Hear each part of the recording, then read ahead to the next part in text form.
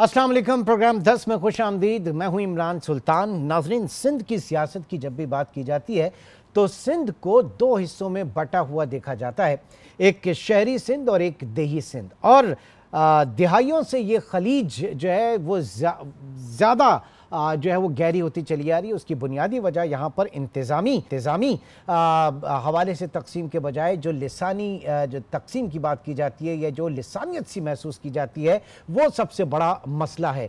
और इस मसले को जो सबसे एक बोन ऑफ कंटेंशन जो माना जाता है वो यहाँ पे नाफिज कोटा सिस्टम है। हालांकि देही और शहरी तफरीक पाकिस्तान के किसी और सूबे में नहीं है, और अगर है भी तो उतनी शिद्दत के साथ नहीं है जितनी सिंध में महसूस की जाती है।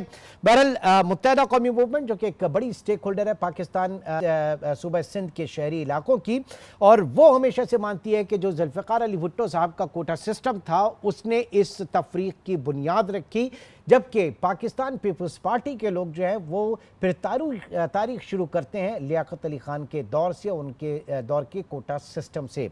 हालात क्या हैं और क्या ये हमेशा इसी तरह से चलते रहेंगे? इस बीच में आबादी के तनासुब से कोटा सिस्टम जो तय हुआ था उसमें कितना रद्द-बदल हुआ, लेकिन हम अभी तक वही उस लकीर को पीट रहे हैं। आगे क्या होगा ये सब जानेंगे। हमारे साथ मौजूद हैं सिंध असेंबली में एमक्यूएम के तर्जुमान, अपोजिशन लीडर सिंध असेंबली जनाब अली खुर्शीदी साहब। बहुत शुक्रिया जनाब आपके वक्त का। सबसे पहले तो ये जानना चाहेंगे कि जब कभी भी सिंध में पीपल्स पार्टी और एमक्यूएम के दरमियान हल्की सी भी इख्तलाफात होते हैं तो वही चीज़ जाके शुरू होती है कोटा सिस्टम के ऊपर। आप लोग हमेशा कोटा सिस्टम की बात करते हैं, लेकिन जब हुकूमत में आ जाते हैं तो उसके बाद बिल्कुल ये बैक बर्नर पे मामला चला जाता है। मामला क्यों है? मतलब ये क्या सिर्फ सियासत को जिंदा रखने के लिए मर्दमशुमारी और कोटा सिस्टम? वेल, सबसे पहले तो बहुत बहुत शुक्रिया। और जो बात आपने बुनियादी तौर पे कही, जो अपने इब्तदाइया में बयान की कि एक यहाँ पे तफरीक मौजूद है, और वो तफरीक जो है वो अगर इंतज़ामी हद तक होती तो समझ में आता। यहाँ पर चीज़ें जो है वो लिसानियत की तरफ ड्रैग की गई हैं, और ये कोई ऐसा नहीं है कि ओवरनाइट हुआ हो ये सिलसिला लगभग कोई 40-50 सालों से जो है वो नाफिजुल अमल है। अगर उसको उसी लेटर एंड स्पिरिट में लिया जाता जिस लेटर एंड स्पिरिट में इस चीज़ को इम्प्लीमेंट किया गया था कि भाई देही सिंध जो है वो थोड़ा बैकवर्ड है, उसको अपग्रेड करने के लिए, उसको अपलिफ्ट करने के लिए, या शहरी इलाकों में जो सहूलतें मौजूद हैं वो देही इलाकों में भी मैसर हो जाएँ ताकि वो बैलेंस बराबर हो सके, उस हद तक, कागज़ों की हद तक तो समझ में आती है बात। मगर यहाँ पर आपने देखा कि मुख्तलिफ़ हुकूमतों में, मुख्तलिफ़ अदवार में ये सिलसिला इसी तरह चलता रहा, और आज हम 50 साल लगभग इस कोटा सिस्टम को लेके कैरी करते हुए हो चुके हैं हमें। और इस 50 साल के बाद अगर हम तकाबली जायज़ा करें, कंपैरेटिव एनालिसिस करें कि 50 साल पहले की क्या सूरत हाल थी देही सिंध की और आज की क्या सूरत हाल है, इसी तरह 50 साल पहले शहरी सिंध की क्या सूरत हाल है और आज कैसी सूरत हाल है, तो you will come to the conclusion कि नहीं जनाब, ये तफरीक कोई इंतज़ामी तफरीक नहीं थी, ये शायद लिसानी तफरीक थी। अच्छा, उसका इम्पैक्ट हमें नज़र आ रहा होता है। आप ब्यूरोक्रेसी में देख लें। मैं कोई ऐसी कंट्रोवर्शियल बात करने के हक़ में नहीं हूँ, मगर जो बुनियादी बात है वो ये कि आपको जो है वो ये सिंध जो है ना, सूबा सिंध कसीरुल लिसान सूबा है। यहाँ पे मुख्तलिफ़ुल जो लिसान जो मुख्तलिफ़ पाकिस्तान के हिस्सों से रहने वाले लोग हैं वो आज नहीं 10 साल नहीं 20 साल नहीं 30-30 40-40 साल से बस सिलसिला रोजगार, यकीनी तौर पे एक मेट्रोपॉलिटन सिटी, बड़ा शहर, मेट्रोपॉलिटन भी दोनों स्टेटस एग्जैक्टली उसको उसकी इंपॉर्टेंस को देखते हुए लोग शहर कराची की तरफ आए और फिर यहाँ पे उन्होंने अपना सिलसिला ज़िंदगी गुजारना शुरू की। आज हम जब जाके देख रहे हैं ब्यूरोक्रेसी में तो आपको एक नज़र आएगा कि यहाँ पे ब्यूरोक्रेसी शायद किसी एक लिसान से ताल्लुक़ रखने वाले लोगों को तो उसकी नुमाइंदगी नज़र आ जाती है। इसके अलावा जितने दीगर लिसान सूबे में रहने वाले हैं उनकी शायद उनका प्रोपोर्शन आपको नज़र नहीं आएगा। नहीं, लेकिन ये तो आप आज की बात कर रहे हैं ना। आपने एक बड़ा गोल्डन पीरियड मुशर्रफ साहब के दौर में गुजरा, और उस वक्त आपने देखा कि सिंगल लार्जेस्ट आपके पास इख्तियारात भी थे, सारी चीज़ें थी।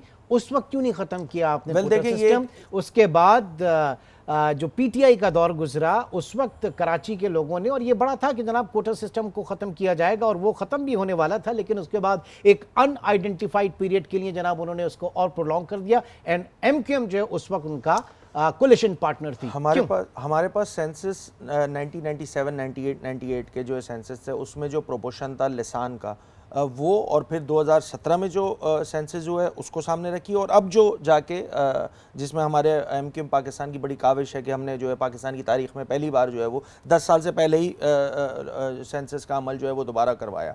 बहरकैफ ये तमाम बातें कहने के बावजूद मैं फिर दोबारा इसी बात पे आऊँगा कि देखिए, अगर तो ऐसी एक हुकूमत होती कि जो इस मामले को, इस कोटे के मामले को, अभी हमारे साथ प्रॉब्लम ये आ रही है, अभी से मुराद ये कि एक दिहाई से ज़्यादा मैं सिर्फ तमीद बांध रहा हूँ, अभी हमारे साथ ये प्रॉब्लम आ रही है कि थोड़ी देर के लिए मैं मान लेता हूँ ये बात कि जी कोटा सिस्टम जिस स्पिरिट से लगाया गया था वो बिल्कुल ठीक है, मान लेता हूँ मैं। उसके बाद जब मैं देखता हूँ उसका इम्पैक्ट सोसाइटी पे, सूबे पर, तो मुझे नज़र आता है एक ड्रास्टिक चेंज, क्योंकि जो चीज़ें कागज़ पे लिखी हुई हैं, आज प्रॉब्लम क्या हो रही है शहरी सिंध के साथ, और मैं सिर्फ एक बात सर वो तो हम देख रहे हैं ना वो सारी चीजें। मेरा सवाल वंस अगेन कि मुशर्रफ दौर में क्यों नहीं आप लोगों ने किया, फिर PTI के दौर में आप कोलिशन पार्टनर थे, वहां पे आप कैसे खामोश रह गए जब उसके एक्सटेंड कर दिया गया? मेरा बड़ा सारा सा सवाल है। PTI दौर का, मैं आपको याद होगा हमारे 2 MOU साइन हुए थे पाकिस्तान तहरीक इंसाफ से जब हम उनके साथ कोलिशन में जा रहे थे। उन 9 पॉइंट्स को उठा लीजिए, गूगल कर लीजिए, आपको मिल जाएंगे वो 9 पॉइंट्स। और उन 9 पॉइंट्स में किस पॉइंट पे इम्प्लीमेंटेशन हुई, वो देखें। MQM पाकिस्तान हमेशा वफाकी सतह पर उमूमी तौर पे ये रहा है ज़्यादातर कि हम इत्तेहाद में शामिल होते हैं। 13 से 18 का एक ऐसा पीरियड है कि जिसमें हम शामिल नहीं थे।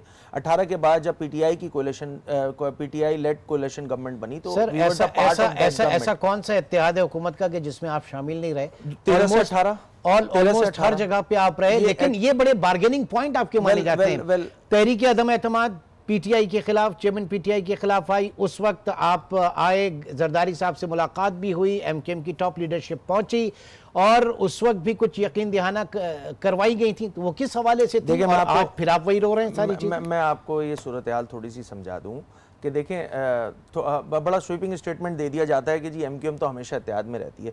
जनाब, हम इस सूबे सिंध में 2013-12 के बाद से जो है हम अपोजिशन में बैठे हुए हैं, ठीक है। 2012 ऑनवर्ड्स हम अपोजिशन में बैठे हुए। वफाक की अगर मैं बात कर लूं तो वफाक में 2013 से लेकर 2018 तक MQM was not the part of central government. ये हो गई पहली बात। दूसरी बात ये कि हमने जब 5 साल बाद वफाकी सतह पे इत्तेहादी जो PTI लेड गवर्नमेंट बनी थी उसमें हम इत्तेहादी बने थे, तो उसमें हमने कुछ MOU साइन किए थे।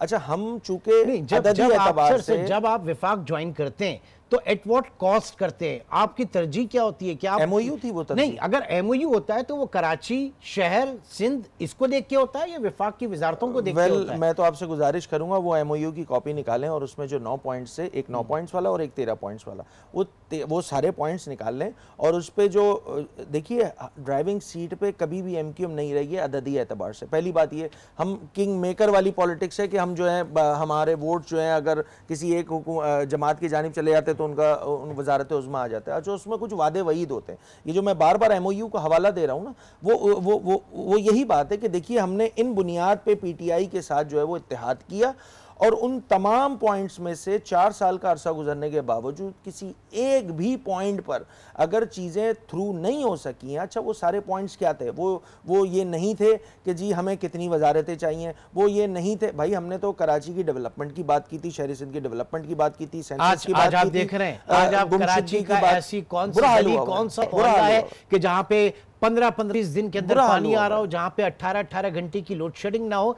कहाँ है? आप तो असेंबली में शोर करते हैं, खाली लोगों ने इसलिए तो नहीं भेजा आपको। मेरा हल्का इंतखाब जो है वो 15-20 दिन वाला नहीं है, 100 दिन पे पानी आता है। सर बिल्कुल आपका हल्का इंतखाब भी मेरे सामने, औरंगी टाउन हल्का जो है वो यहाँ पर मौजूद है। ये है कि ये चीज समझने की जरूरत होगी कि देखिए, वफाकी सतह पर हुकूमतें, सियासी जमातों की चेंज होती रहती हैं, चाहे वो नून की गवर्नमेंट हो, चाहे वो PTI की गवर्नमेंट हो, चाहे वो किसी और जमात की गवर्नमेंट हो। मेरा पॉइंट सिर्फ बड़ा क्लियर है कि शायद कहीं अनअनाउंस कंसेंसस मौजूद है कि शहर कराची की बेहतरी के लिए शायद सब मुत्तफिक हैं कि ये बेहतरी नहीं करनी, और उसका रिजल्ट और उसका इम्पैक्ट आपको बजट में नजर आ रहा होता है कि वफाकी सतह पर। भाई देखिए, इस वफाक पाकिस्तान को, ये मेरा शहर 60% से ज्यादा रेवेन्यू नेशनल एक्सचेकर में जमा करा के देता है। MQM की सिंध से, कराची से जो रिप्रेजेंटेशन है, देखिए ना जनाब, आप रिप्रेजेंट कर रहे हैं, मैं समझा नहीं। असेंबली में कितने मेंबर्स हैं आपके? हमारे 22 अरकान हैं, हैदराबाद के मिला के। तो वो कहाँ खड़े? इससे पहले ये 22, देखें खुर्शीदी साहब,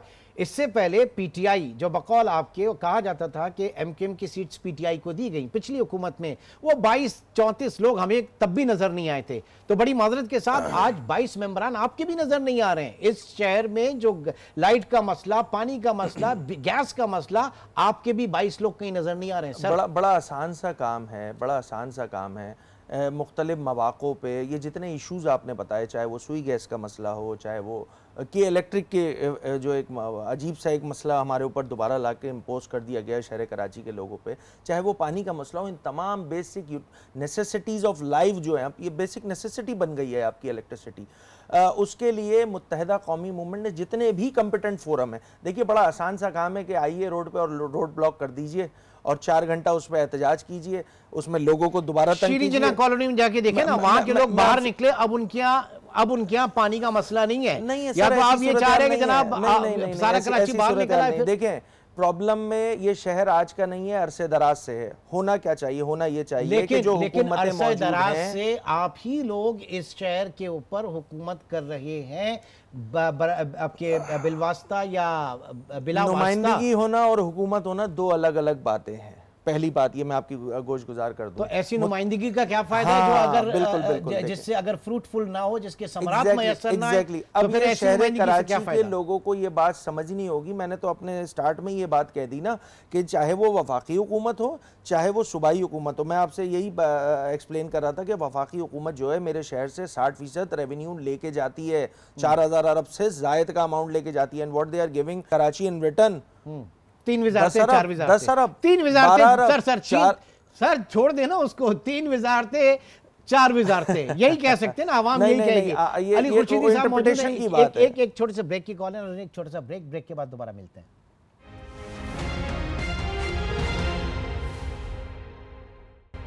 वेलकम बैक जी। अली खुर्शीदी साहब, मैं कराची हाइट हूँ और मैं जब ये देख रहा हूँ कि 300-400 अरब 80-85 या 75% बजट इस शहर से जा रहा है, तो एट व्हाट कॉस्ट?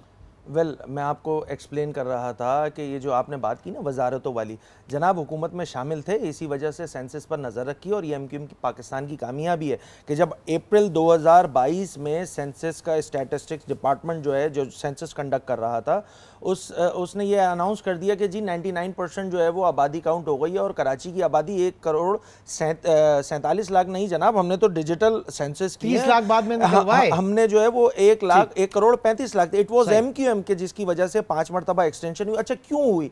क्योंकि हम हुकूमत का हिस्सा थे, हमें पता था, हमारे पास डिटेल्स मौजूद थी और 70 लाख लोगों को इनकॉर्पोरेट करवाया सेंसस में। ये भी पाकिस्तान की तारीख में पहली बार हुआ है। से उम्मीदें हैं कराची के शहरियों की कि देखें आवाम का मसला है बिजली, गैस, पानी, वो अगर आप देने में नाकाम है तो आप उस बात को एक्सेप्ट करें। दूसरी बात नहीं, इसमें हुकूमत की नाकामी है, मैं तो इस पे कलाम ही नहीं कर रहा हूं। मैं बैठ के हुकूमत को डिफेंड करने नहीं आया हूं, मैं तो कराची का मुकदमा हर फोरम पे पेश कर रहा हूं। ये बताइए, फिर कहा जा रहा है कि जनाब ये नूरा कुश्ती, पीपल्स पार्टी और एमक्यूएम की हमेशा नूरा कुश्ती होती है, ये गवर्नर सिंध वाला क्या मामला है? अचानक आपने जरा एक्सलेटर पे पैर रखा तो वहां से आ गया कि गवर्नर को चेंज करें। वेल मैं आपके प्रोग्राम में बैठ के किसी और का जो है वो इस्तीफा तलब कर लेता हूं। भाई देखिए, जो असल इशू है अगर उससे आप अटेंशन डाइवर्ट करना चाहेंगे तो ऐसे 50 किस्म के, मैं इसी प्रोग्राम के तहत जो इनके जो अच्छा आप ये कह रहे हैं कि गवर्नर सिंध का इस्तीफा इसलिए इररेलेवेंट है मसले से असल मसला क्या था आप मुझे बताइए। उस प्रेस कॉन्फ्रेंस में हमने ये बतलाया कि देखिए जनाब 2023 में ये 54,000 नौकरियों की बंदर बांट हो रही थी, जियालो को बांटा जा रहा था। मुख्तलिफ इनके जो लगाए हुए सियासी डीसी और एसी हैं, उन्होंने बैठ के जियालो को जो है वो ऑफर लेटर्स देना शुरू किए थे। वी केम टू नो के नहीं जी ये शहरी सिंध का हक मारा जा रहा है। वो कहाँ हैं जो शहर का दर्द रखने वाली जमातें हैं, चाहे वो जमात इस्लामी हो या दीगर तंजीमें हो? इट वॉज एमक्यूएम जो कोर्ट में गई। चूंकि हमने सियासी तौर पे कोशिश की कि मसले को हल कर लिया जाए, क्योंकि एक जमहूरी निज़ाम के तहत जैसे तैसे ही जितनी भी जमहूरियत है उसमें हमने कोशिश की कि इस चीज़ को हल किया जाए। नहीं सुनवाई हुई, हम चले गए कोर्ट्स में। कोर्ट से एक डिसीजन आया, उस डिसीजन के लिए को लेकर एमक्यूएम ने एक प्रेस कॉन्फ्रेंस की कि देखिए जनाब 54,000 नौकरियों पर शब खून मारा जा रहा था, हक मारा जा रहा था शहरी सिंध के लोगों का। हमने उस हक को जो है बचाया है, अब ये मेरिट पे होंगे और हम उसकी निगरानी करेंगे। अब असल कोर इशू था ये, कोर इशू में उठा के जो है वो अटेंशन डाइवर्ट करके जी फलाने का इस्तीफा में चाहिए। भाई इससे क्या ताल्लुक है उस काम का? आपकी एक 2 नंबरी जो है वो पकड़ी गई, अदालत ने उसको वैलिडेट किया। एमक्यूएम पाकिस्तान के स्टांस को अदालतों ने जो सिंध में जो अदालती निज़ाम है उसने वैलिडेट किया। एमक्यूएम का पॉइंट ऑफ व्यू जीत गया, जीत हुई एमक्यूएम की। शहरी सिंध के लोगों का हक जो मारा जा रहा था उस पर हमने रुकावट पैदा की। इन सारे इशू में ये गवर्नर सिंध का इस्तीफे की कहाँ से बात आ गई? ये तो आप खुद अटेंशन डाइवर्ट करने वाली। भाई आप जनाब, आपने माशाल्लाह लोगों को नौकरियां दी है ना, आप दीजिए। मुझे कोई प्रॉब्लम नहीं होगी अगर लाड़काना की मकामी एडमिनिस्ट्रेशन में 1 था 4 ग्रेड अगर नौकरियों की बात होगी तो अगर कराची शहर का एक शख्स उठ के लाड़काना में जाके जॉब करेगा तो ये लाड़काना वाले का हक मारा जाएगा।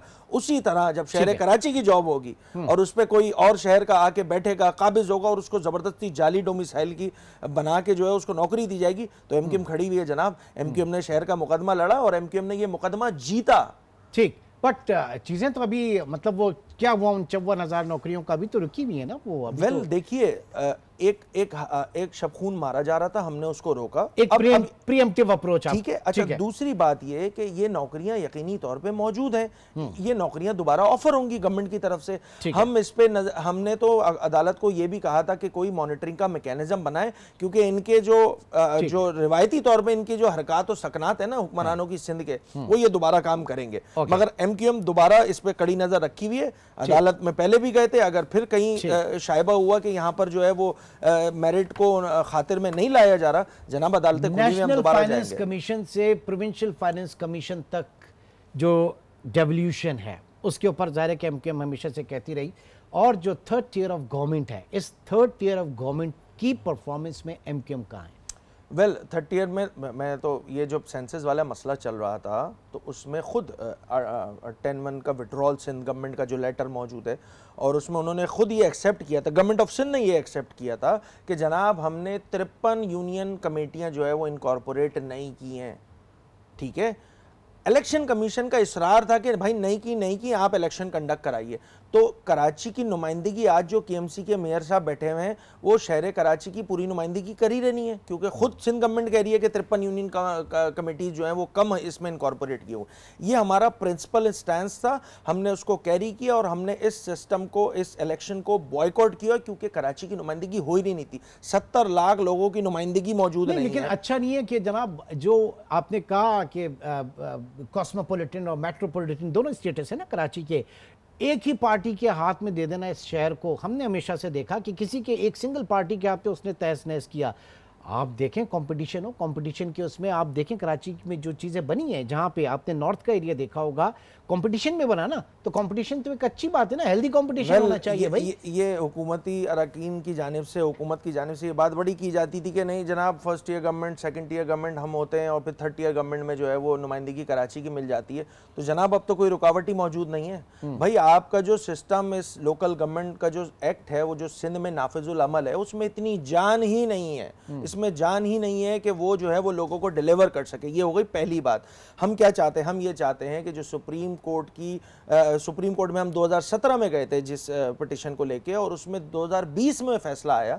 सुप्रीम कोर्ट की जजमेंट को आप ट्रू लेटर एंड स्पिरिट में इम्प्लीमेंट कीजिए जनाब, एक एम्पावर्ड लोकल गवर्नमेंट सिस्टम लाइए। आज जो मेयर जो जैसे तैसे ही वोटों से सही मेयर कराची मौजूद है, उस 1.5 साल तो गुजर चुके हैं ना जनाब, उनकी अपनी खुद की परफॉर्मेंस क्या है भाई? वो 2 करोड़ से ज़्यादा की स्कीम एग्जीक्यूट नहीं कर सकते, उनके एक्ट में मसला है। अच्छा, वो अंडरपासेस का इफ्तिताह कर रहे हैं या फलाना का कर रहे हैं और फिर ये कहते हैं कि जी इख्तियारात नहीं होते जनाब, नीयतें ठीक होनी चाहिए जनाब। आप सिंध हुकूमत के लिए हुए कर्ज के पैसों पे, जिसका कर्ज जो है वो कराची के लोगों ने टैक्स की सूरत में अदा करना है, वर्ल्ड बैंक के प्रोग्राम पे बैठ के आप अगर फिरेंगे तो ये आप आम आवाम को बेवकूफ़ मत बनाइए। आम यहाँ कराची की आवाम बड़ी बाशऊर है। ये केएमसी एग्जीक्यूटिव प्रोजेक्ट नहीं है, ये वो लोन जो क्लिक के प्रोग्राम है, ये वर्ल्ड बैंक का जो लोन वाले प्रोग्राम है, उस पर अगर आप बैठ के तख्तियां लगाएंगे और ये इंप्रेशन देंगे कि mayor Karachi is doing all the thing, तो जनाब शहर कराची के लोग बड़े बाशऊर हैं, समझदार हैं, आप उनको इस तरह बेवकूफ़ नहीं बना सकते। खुद केएमसी एग्जीक्यूटेड 5 बड़े प्रोजेक्ट्स बता दें। मैंने तो एक प्रोग्राम में ये कहा था कि भाई मैं अपनी सीट से हट जाऊंगा, मुझे आप 5 अचीवमेंट तो बताइए। पार्क में अगर चले मेयर कराची से मिलेंगे ना, मेयर कराची से हम पूछेंगे ये सारी चीजें। बहरहाल बहुत बहुत शुक्रिया। अली खुर्शीदी साहब इस वक्त हमारे साथ मौजूद थे, एमकेएम से ताल्लुक, अपोजिशन लीडर सिंध असेंबली। और बात सारी यह है कि कराची की आवाम, सिंध के शहरी इलाकों की आवाम जो कि इस वक्त पूरे पाकिस्तान की तरह बिजली, गैस, पानी, इन तमाम मसाइल से दो चार है, तो इनको अगर इलेक्ट करके भेजा तो इसलिए नहीं भेजा कि जनाब आप असेंबली में जाके सिर्फ चीखें चिल्लाएं, बल्कि ग्राउंड पे उतर के कुछ काम करने के लिए भेजा। कहाँ तक इसमें कामयाब है ये वक्त बेहतर बताएगा। बहुत बहुत शुक्रिया एक बार फिर अली खुर्शीदी। नाज़रीन, एक ब्रेक, और ब्रेक के बाद हम बात करेंगे सैलरीड क्लास अलायंस की, जो कि इस वक्त आगे आया है। पाकिस्तान में तनख्वाहदार तबके जो कि टैक्स पे एक बार फिर उनको रगड़ा दिया गया है, उसकी नुमाइंदगी करेंगे। एक छोटे से ब्रेक के बाद दोबारा मिलते हैं।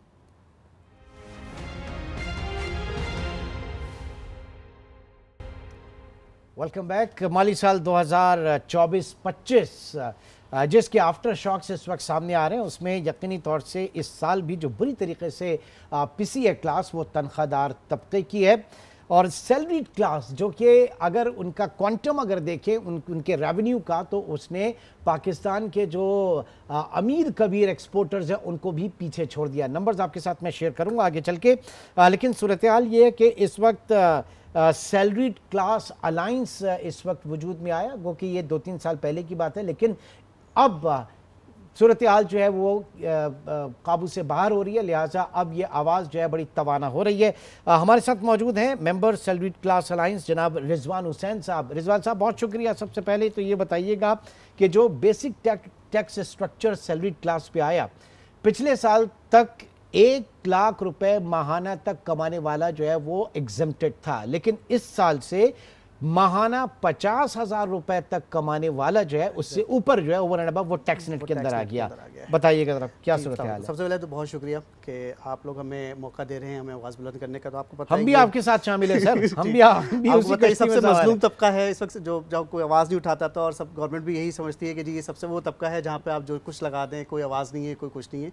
और बिल्कुल आपने ऐसे ही कहा कि इस वक्त जो अगर 1 लाख जो सैलरी कमा रहा है, उसको अगर टैक्स को देखें तो उसको सालाना 30,000 रुपये टैक्स देना है।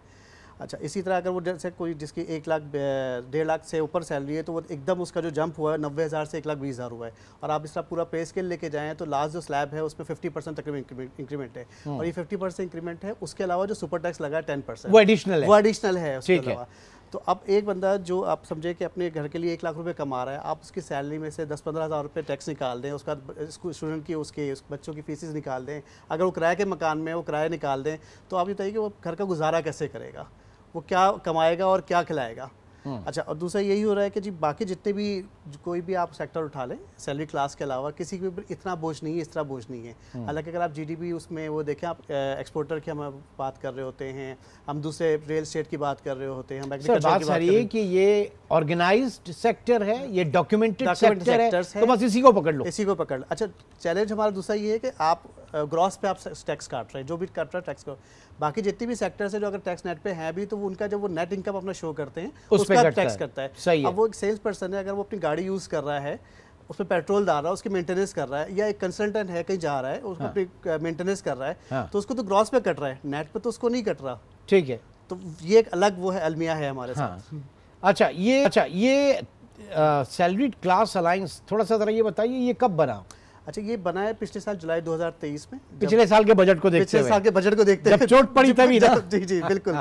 और उस वक्त से हम लोग कोशिश कर रहे थे, हमने कई मिनिस्ट्रीज को कई दफा लेटर्स लिखे, एफबीआर को हमने लेटर्स लिखे, पीएम्स को हमने लेटर लिखे। इसमें सर सबसे बड़ा मसला जो है वो लेटर तो आप बाद में लिखेंगे, पहले आप बड़े बड़े जो आपके इदारे हैं, बड़ी कंपनीज हैं जो कॉर्पोरेट सेक्टर के अंदर हैं, मुश्किलात सबसे पहले यही होती है कि वहाँ की, क्योंकि कंपनी का तो कोई इसमें पैट्रोनेज नहीं होती, जो भी होगा वो इंडिविजुअल कैपेसिटी में, तो कंपनी का सीईओ सीईओएफओ कोई भी हो। जी बिल्कुल ऐसे ही। इसीलिए अभी भी हम जो अपनी वो पूरी मुहिम चला रहे हैं, जो कुछ चला रहे हैं, इसमें किसी कंपनी का किसी उसका वो नहीं ले रहे, क्योंकि इंडिविजुअल इफेक्ट हो रहा है, इसमें कंपनी का वो इफेक्ट नहीं हो रही, कंपनी तो कंप्लाइज कर रही है। पाकिस्तान से बाहर जब जाता है ना, वो इंडिविजुअल बंदा ही जाता है, वो ज़ाहिर है कि कंपनी नहीं जाती, वो ब्रेन ड्रेन जो होता है वो इंडिविजुअल उसके ऊपर होता है। बिल्कुल इस स्लैब की वजह से और बहुत इफेक्ट हो रहा है। अब अगर आप देखें पिछली नंबर्स उठाएं तो 119%, बाकी रीजंस हैं अपनी जगह, लेकिन एक रीजन ये भी है कि जी उसका जो टैक्स स्लैब है उसका इतनी सोर्स पे कट जाता है, वो कहता है कि मैं फिर यहाँ क्यों कमाऊँ, मैं बाहर जाके कमाऊँ। लोग कहते हैं कि बाहर भी उतना ही टैक्स है, लेकिन प्रोफेशनल जो एक्सपर्टीज है वो यहाँ पे क्यों सर्व करे, कि एफबीआर को सर्व करे, वो बाहर दुबई क्यों नहीं चले जाए और जगहों पे। अभी आप किसी भी सेक्टर को उठा लें, उनसे अगर आप पूछें कि भाई आप टैलेंटेड बंदा ढूंढने निकले, तो आपको बहुत मुश्किल से मिल रहा है। अच्छा, अब जो मिल रहा है तो इस वक्त जो डिस्कशन हो रही है, मैं अपनी कंपनी में एक सीनियर पोस्ट पे हूँ, तो हम इंटरव्यूज़ कर रहे होते हैं मुसलसल। इवन जो अभी हम समझे कि इंटर्न्स भी हम ले रहे होते हैं जो समर वेकेशन पे, तो वो हमसे ही पूछ रहे हैं वो भी कि यार नेट सैलरी बताएं मुझको, ग्रॉस नहीं बताएं मुझको कि नेट क्या देंगे आप, क्योंकि सब अफेक्टेड है, वो सबको पता है कि यार मेरे पास नेट में घर पे क्या लेके जाऊँगा आज की तारीख में। ठीक है। अच्छा, एक चीज़ और कि ये अभी इसने सैलरीड क्लास अलायंस जो है सुप्रीम कोर्ट को भी अप्रोच किया? जी, हमने एक एप्लीकेशन दी है सुप्रीम कोर्ट में, और हम ये रिक्वेस्ट कर रहे हैं ऑनरेबल जस्टिस साहब से कि आप इस पर सुमोटो नोटिस लें और इसको हमारे इसको पॉइंट को व्यू करें और इसमें हमें कुछ एक्शन लें। तो अभी हमें कोई जवाब नहीं मिला, हम वेट कर रहे हैं कि वहाँ से हमें कोई जवाब मिल जाए तो फिर हम देखते हैं कि हमने नेक्स्ट एक्शन प्लान क्या करें उसके ऊपर। ये जो सियासी जमातें हैं, ये हर चीज़ में जो है वो टांग अड़ाने खड़ी हो जाती हैं सिंपैथी के लिए, और अपनी किसी ने अप्रोच किया या आप चाह रहे हैं कि जनाब ये अलग ही रहे, हमारा सियासत से कोई ताल्लुक है ही नहीं? किसी ने अप्रोच करा नहीं। हाँ। और लेकिन हम चाह भी रहे हैं कि हम इससे अलग रहें इससे, क्योंकि देखिए ये हम इंडिविजुअल एक क्लास, वो क्लास जो सबसे मजलूम क्लास है, चाहे आप किसी भी शहर में उठा लें, इसमें सिर्फ ये कराची या सिंध या उसकी वो आती हैं, आप कोई भी शहर उठा लें, लाहौर उठा लें, आप इस्लामाबाद उठा लें। मैं अगर कुछ नंबर शेयर कर सकूँगा, देखिए 18-19 में जो सैलरी क्लास ने टैक्स दिया था वो तकरीबन 76 बिलियन था, यही 76 अरब 2018-19 के अंदर। ठीक है। 19-20 में 129, 2021 में 151, 2023 में 196 और लास्ट ईयर इस पर 276। और अभी भी जो नया बजट आया उसमें जो हम टारगेट किया जा रहा है वो तकरीबन 80 बिलियन के करीब टारगेट दिया जाएगा कि आप एक्स्ट्रा टैक्स लेना है सैलरी क्लास से। आप कोई और सेक्टर बता दें जहाँ पे इसका टारगेट किया गया है कि हमने वहाँ से इतना एक्स्ट्रा वो टैक्स लेना है। इससे जो डिस्करेज होता है ना, वो फाइनेंशियल इंक्लूजन डिस्करेज होता है, इससे डिस्करेज होता है इकोनॉमी का डॉक्यूमेंट होना। मतलब एक तरफ तो आप ये चाहते हैं कि फाइनेंशियल इंक्लूजन हो, आपकी इकोनॉमी डॉक्यूमेंट हो, लेकिन जो रगड़ा दिया जा रहा है इस वक्त डॉक्यूमेंटेड को दिया रहा है, जो ऑलरेडी पे कर रहा है, जो डॉक्यूमेंटेड है, तो आप सजा दे रहे हो उसको जो ऑलरेडी डॉक्यूमेंटेड है और टैक्स दे रहा है। हाँ। ठीक है। अच्छा, ना सिर्फ ये सजा दे रहे हैं कि आप टैक्स बढ़ा रहे हैं, बल्कि पहले ये था कि अगर 3 साल पहले आप चलाएं तो आपको कुछ अलाउंसेस थी, कुछ टैक्स क्रेडिट्स था। मैं कहीं हाउस लोन लेता था, मैं घर का, मैंने घर लोन लिया, उस पर मुझे टैक्स क्रेडिट मिलता था। मैं कहीं इन्वेस्टमेंट करता था, मुझे उस पर टैक्स क्रेडिट मिलता था as a salary class. Insurance premium के ऊपर भी मिलता था। आपने वो सारे खत्म कर दिए। अब अगर मुझे एक सैलरी क्लास को घर परचेज करना है तो वो टैक्स तो देगा और प्लस वो एग्जाम्पशन भी नहीं है उसके ऊपर, तमाम उसके ऊपर। और आप इन्फ्लेशन रेट अब आप देख लें इस वक्त, और डिस्काउंट रेट, इंटरेस्ट रेट आप देख लें, तो वो तमाम चीज़ों पे अफेक्टेड है इस वक्त। अच्छा, ना सिर्फ ये, बल्कि अगर आप जिसकी अगर जो वो है प्रोविडेंट फंड अगर 1.5 लाख से ऊपर है तो आज टैक्स दे देगा। जो चीज़ मुझे पेंशन में मिलना है, जिसका बेनिफिट मैंने पेंशन में उठाना है, मैं टैक्स उसका आज दूंगा। ओहो, नहीं तो ये सारी चीजें चैलेंज क्यों नहीं होती? कहीं चैलेंज करें ना, हिम्मत करें आगे जाके। सर वही कोशिश कर रहे हैं आपके प्लेटफॉर्म से, दूसरी जगहों से, सोशल मीडिया से। तो देखिए हम वो लोग हैं जो, अगर आप देखें ना, सबसे ज्यादा पढ़ा लिखा जो है, देखिए आपके जो फाइनेंस मिनिस्टर है ना, वो भी एक उसी सैलरीड क्लास से, उसी कॉर्पोरेट सेक्टर से आया। वो हमेशा कहते हैं मैं प्राइवेट सेक्टर से आया, मैं कॉर्पोरेट सेक्टर से आया, मैं सैलरीड क्लास से आया। गोके आप अगर ले रहे होते, वो जिनकी करोड़ों की सैलरी की बात हो रही थी, तो उनको लग पता जाता है इस वक्त अपना टैक्स कटवा के। बिल्कुल ऐसे ही इस वक्त अगर वो इस वक्त बात करते हैं, आज जो नेट के ऊपर है वो 55-60% उसका सिर्फ टैक्स नेट पे जाएगा इस वक्त। तो आप ये सही कह रहे हैं कि हमें उस वक्त बहुत उम्मीद थी कि यार ये इस वक्त हमारा एक रिप्रेजेंटेटिव है जो ऊपर पहुंचा है, जो हमारी चीज़ों को समझता है और वो करेगा, लेकिन अनफॉर्चुनेट इसका बिल्कुल बरक्स हुआ है।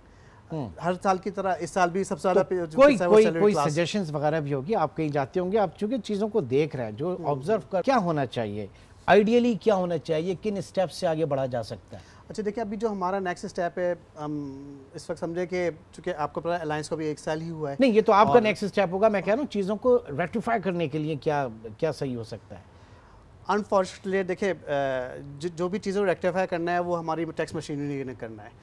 जितना आप टैक्स को डॉक्यूमेंटेड करेंगे, जितना आप टैक्स नेट के डॉक्यूमेंटेड टूल लेके आएंगे, उतना आपको बेनिफिट होगा।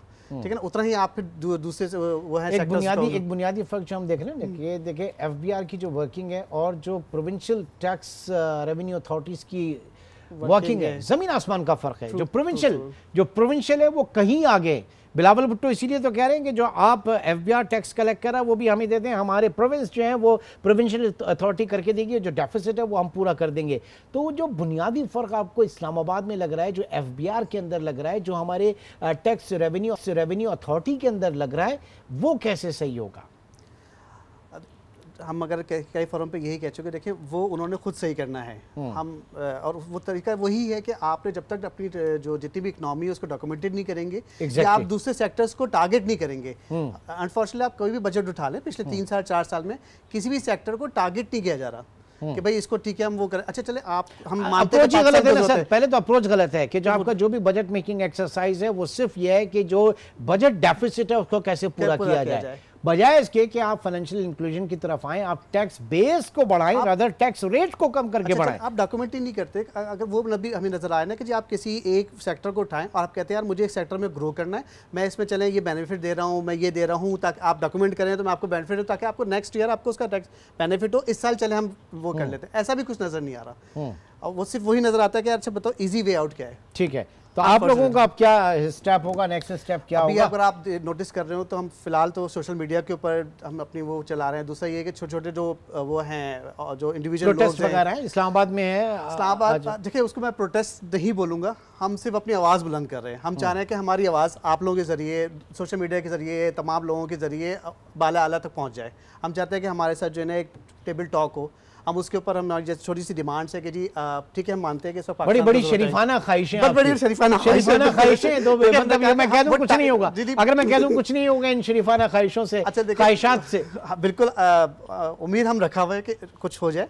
नहीं है तो ठीक है, लास्ट ऑप्शन हमारे पास वही बचता है कि हम पिटीशन की तरफ जाएं। लेकिन अनफॉर्चुनेट पिटीशन में भी हमें लेट्स सी देखते हैं, अपने वकीलों से उससे मशवरा कर रहे हैं कि क्या हो सकता है, क्या वो है। लेकिन आपको पता है कि जो हमारे यहाँ इस वक्त वो चल रहा है उसमें भी हमें बहुत ज़्यादा उम्मीद उज़र नहीं है। लेकिन इस बीच में मैं कहूँ कि जिस किसी को भी ऑनेस्टली स्पीकिंग जिस किसी को भी मौका मिला बाहर जाने का, सेटल होने का, वो जाएगा, वो जा रहा है। अच्छा लेकिन एटलीस्ट अगर आप ये कह रहे हैं कि देखिए शरीफाना ख्वाहिश, लेकिन मैं इस वक्त एक चीज़ और कहूँगा कि ये पहली दफ़ा ऐसा हुआ है कि सैलरी क्लास की आवाज़ निकली है और आवाज़ यहाँ तक पहुँची है कि आज मैं आपके प्रोग्राम में बैठा हूँ, या ऐसे और भी हमारे दूसरे साथी दूसरे प्रोग्राम में बैठे हुए थे। आप इससे पहले आप बताएं कि कोई एक लाइन टिकर भी नहीं आता था किसी भी तो आपने कभी हिम्मत ही नहीं की ना? कभी हिम्मत ही नहीं की? नहीं, हिम्मत तो पिछले साल से शुरू करी थी। अच्छा चले, अब मैं ये नहीं कहूँगा कि अगले साल का बजट ऐसा हो कि आप में अचानक बहुत ज्यादा हिम्मत आ जाए। उससे पहले इंशाल्लाह कुछ हो जाए, रिफॉर्म्स हो जाए। जी बहुत बहुत शुक्रिया आपका रिजवान हुसैन साहब, आपका बहुत शुक्रिया। नाजरीन, ये बड़ा मसला है जो सैलरी क्लास इस वक्त बुरी तरीके से नरगे में आ चुकी है, और फिर जहां हुकूमत ये कहती है कि हम पाकिस्तान की मईशत को दस्तावेज सूरत में लाना चाह रहे हैं, इकॉनमी को डॉक्यूमेंट करना चाह रहे हैं और जो टैक्स बेस है उसको बढ़ाना चाह रहे हैं, लेकिन दूसरी तरफ जो already tax base tax net के अंदर लोग हैं, सैलरी क्लास है, जिस तरीके से उनको पीसा जा रहा है, तो ये हुकूमत के उन तमाम दावों को बाकायदा उसकी नफ़ी करता है और वो जो सोच है उसको भी मनफी बनाता है। आज के प्रोग्राम से इतना ही, इंशाल्लाह आपसे कल मुलाकात होगी। अपना बहुत ख्याल रखिएगा। अल्लाह हाफ़िज़।